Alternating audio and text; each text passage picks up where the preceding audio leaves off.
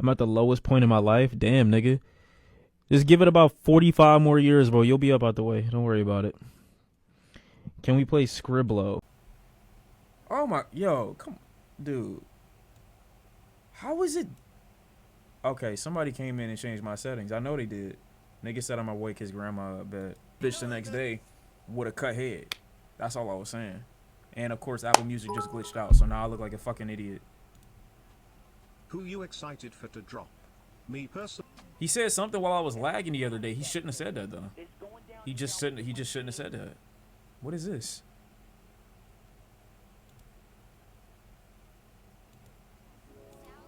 No, this whole thing, all of this. It's all about me. No, this. Writes a satirical song about the paranoia and insecurity of being pit against other women in the industry. Taylor Swift. It's all about me. Thing, all of this. It's all about me. You know the funny thing is, I'm gonna turn it up now because y'all should be able to hear me. But the funny thing about like whenever I don't even know what I would consider Taylor Swift, but I guess everybody like in the pop lane to an extent, Charlie to a much more artistic degree. When they start fighting, I just really be like awkwardly sitting in the stands, like, what are y'all like? What's like, what did this stem from? And they're giving me context here, but it's just like, damn, how did this turn into anything ever? Is what I be thinking about.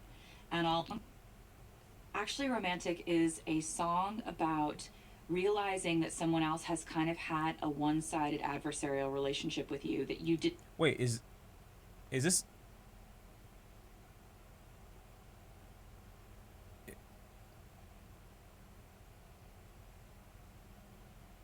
This is on the album or like? It's not. Now I gotta look this shit up because nigga, I can't trust nothing now. Taylor Swift. I've never in my life typed Taylor Swift into my Apple Music before.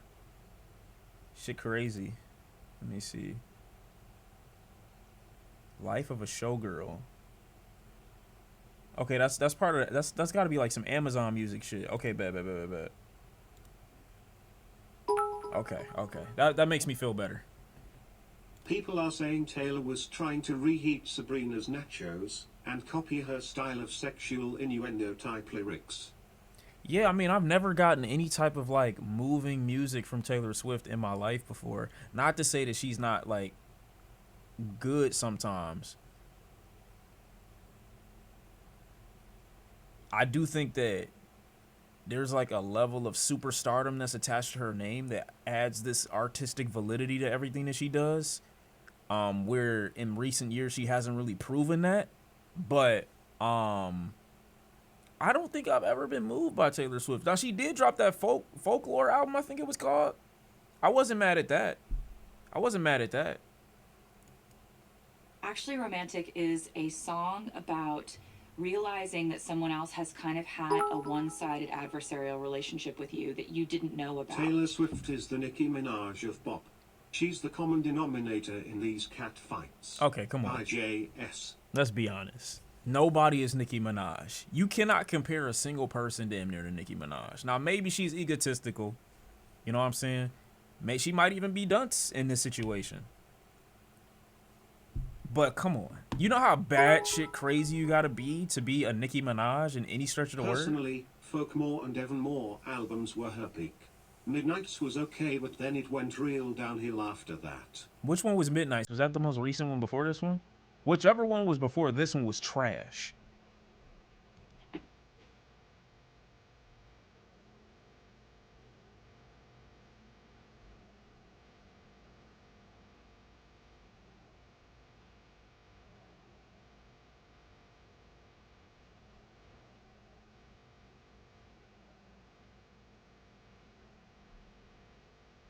You see, I guess it's the type of conflicts that I'm used to that makes this a little jarring.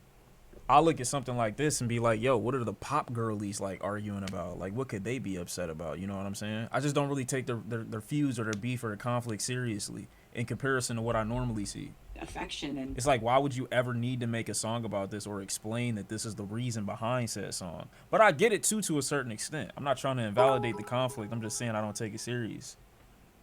I'd give out Nicki Minaj, but to me Taylor is the poppy white girl version of Drake. Both are fading into mediocrity after very long-winded careers and do nothing but play victim and be cringe in every way possible. I didn't know people thought this way about Taylor Swift. I thought she was like America's sweetheart. I mean, generally speaking, she still is. But I didn't know people had like divisive opinions about her. She may not crash out like Nicki, but between the rabid stan bases and constant beefs with other women, that's what I was comparing. I didn't even know she had beef with nobody.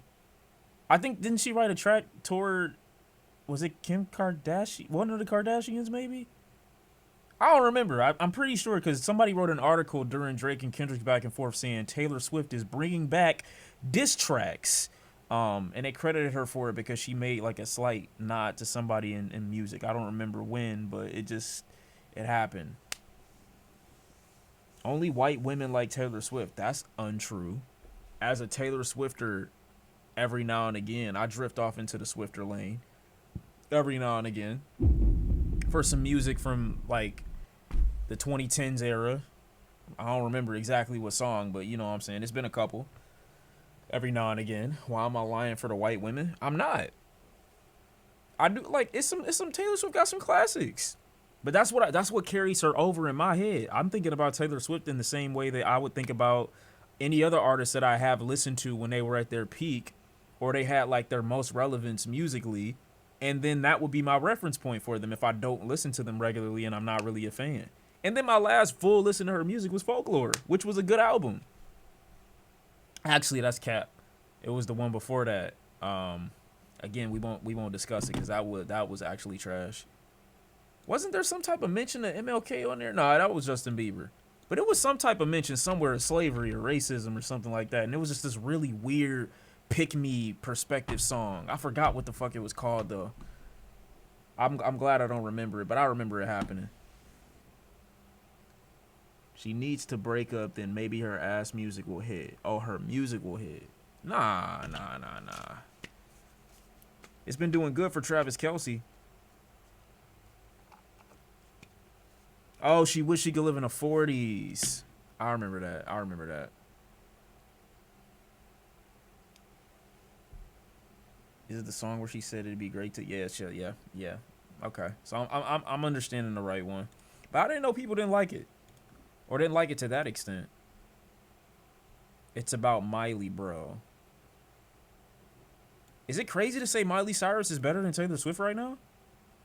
Is it crazy to say Miley Cyrus has always been better than Taylor Swift? Huh. I never really thought about it. I don't be comparing her music or nothing like that.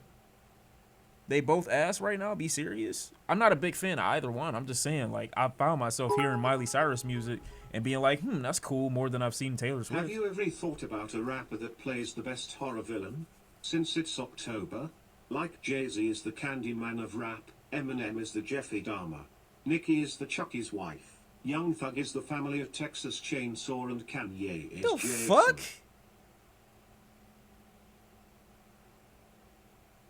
I don't think almost any of those things go where you said that they went. Jay-Z's the Candyman. Eminem the Jeffrey Dahmer. Actually, Eminem as Jeffrey Dahmer isn't the worst thing in the world. Based off like his, but if you grabbed him before, Rodrigo, Miley for millisecond, then some actress she slandered because she got dumped by an ex, then that other pop star Harry Styles cheated on her for. I can't keep up. That's fucking crazy. I didn't even know she had lore. I thought she was just like a boring white girl that made breakup music, which is fine. You know what I'm saying? There's nothing wrong with that. I'm sure, like, what? Nicki's Chucky's wife? Like, this shit nuts. What are you saying to me? Niece, I appreciate you too with the big 40 months. If you wanted to compare anybody to like a villain, TBH, I'm ready for Bruno Mars to serenade my soul.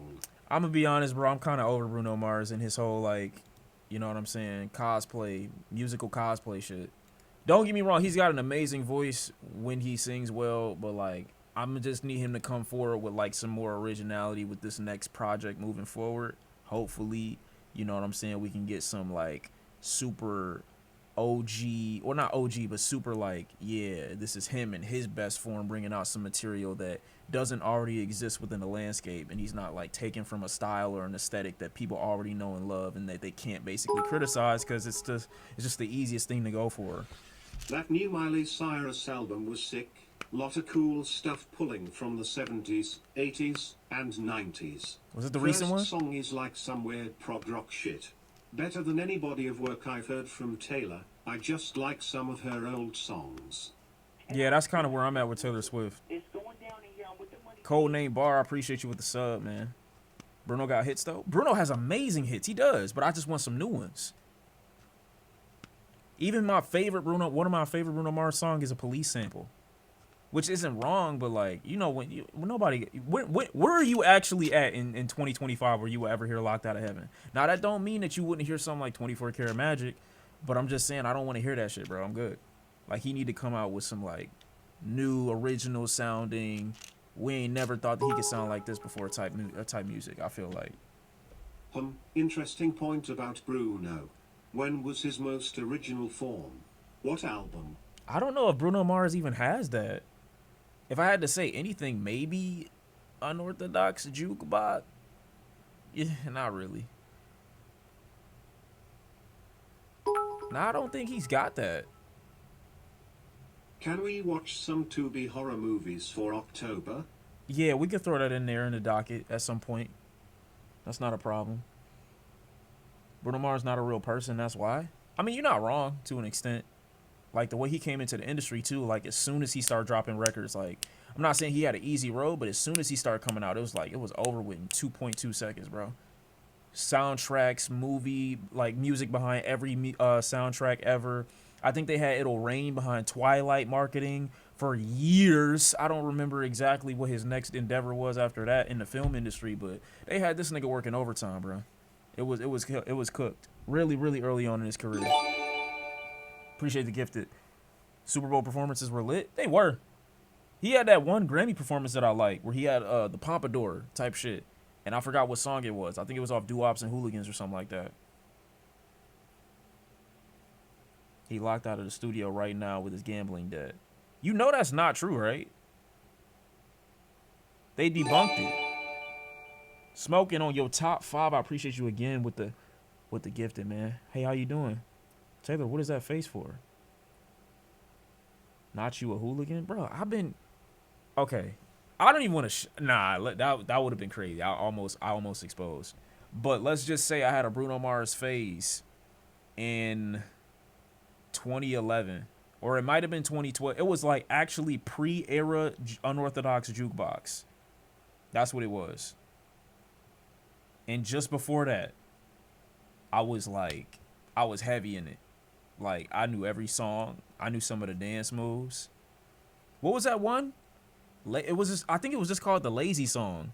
And I'm like, yeah, nah, this nigga got it. Modern day Bob Marley. So I always had a soft spot in my heart for Bruno Mars. That's been my guy. But at the end of the day, it's like, it gets to a point where I'm not being impressed with you musically no more. So it is what it is. But he got another chance on this one. Last record was him and Anderson .Paak. I'm hearing that they fell out over some, like, maybe it was some money issues or whatever the case was, but they had a falling out. So there will be no Silk Sonic 2. But that does not mean there will not be another solo Bruno Mars record. That is coming. So I don't know when it's coming. He got, I mean, any time now, though. Any time. Silk Sonic dropped 2021, right? Any time now. According to Spotify, Bruno has only 80 songs. 80. That's actually insane. I know, look at his ratio. That's what I'm saying. His ratio is fucking nuts.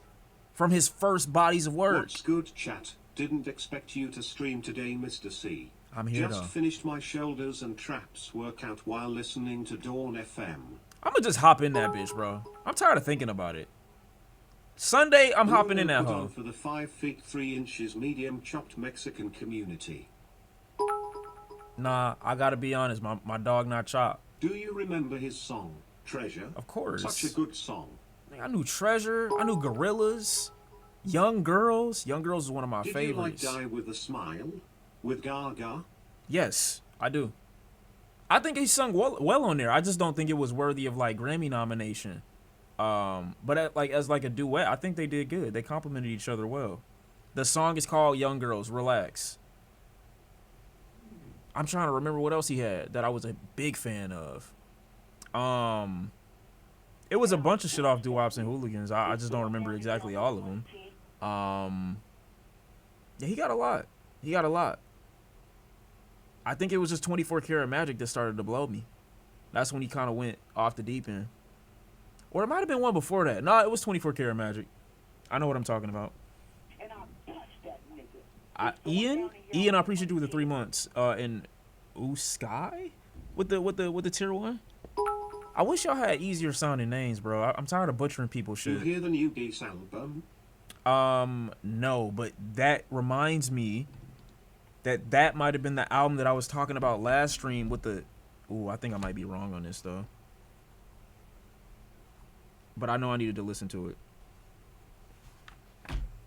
Fine, I'll change my name to. Okay, I don't know what that means, bro. Oh, Bruno was hidden, gave the radio some freshness. I mean, his voice definitely did. I was in love with Bruno at that point. Why is Party in the...